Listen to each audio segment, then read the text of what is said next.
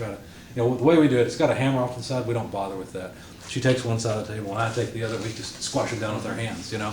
But they're using solenoids to make these things hop up and then come back down. That way they can move quickly.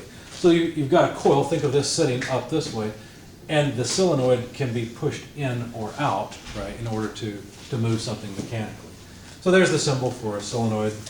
A solenoid valve basically has a solenoid on top of it that can push and pull the spool so that you can open and close flow. Okay?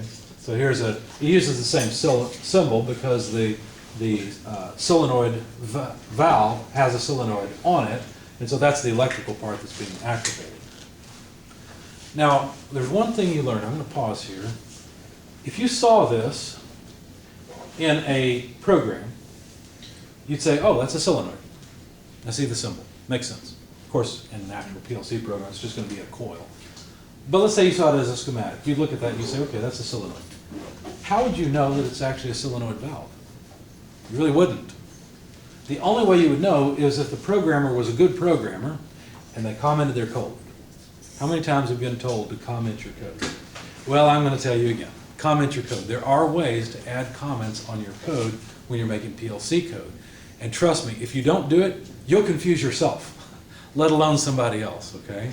So one of the things I'm going to look for, and I will take off points for this semester, is if you do not comment your code. You might want to make a note of that, because you don't want to lose points for not commenting your code. And it'll help you, and it'll help me, it'll help your grade too.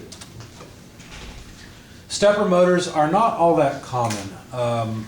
Stepper motors are more, you can use them with PLCs, there are modules made for working with them, that is true, but we're getting into a field now where stepper motors are usually more, they're usually more custom control, okay? But you can interface stepper motors to PLCs. A stepper motor is called that because instead of just applying current and the motor turning continuously, what you do is you apply current to the various coils and it moves to a particular position. It steps from one position to the next, okay? So they're really handy, and the nice thing about a stepper motor is that you can send a command, and as long as it's not overloaded, it will move to the command position. You don't really need feedback to know that it's in position. Okay? A lot of times it's really important to know the position of something. Say you've got a robot, you need to go get something. Well, you need to know what the position of the robot is. You need to know if it went there. If it didn't manage to make it, to, I guess, get in this puck, whatever it is, if it didn't make it there, why try to clamp onto anything, right? So with a stepper motor, as long as you've commanded so many steps, it will do it. Now, some stepper motors do have feedback. In fact, I've got some over in those cabinets that have feedback, but we're not going to use them this semester.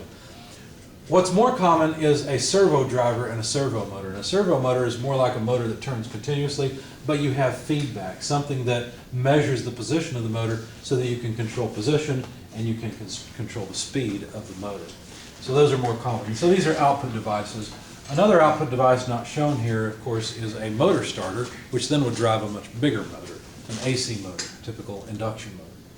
All right, I'm finally done talking. Let's go get some stuff so we can play with the lab, all right?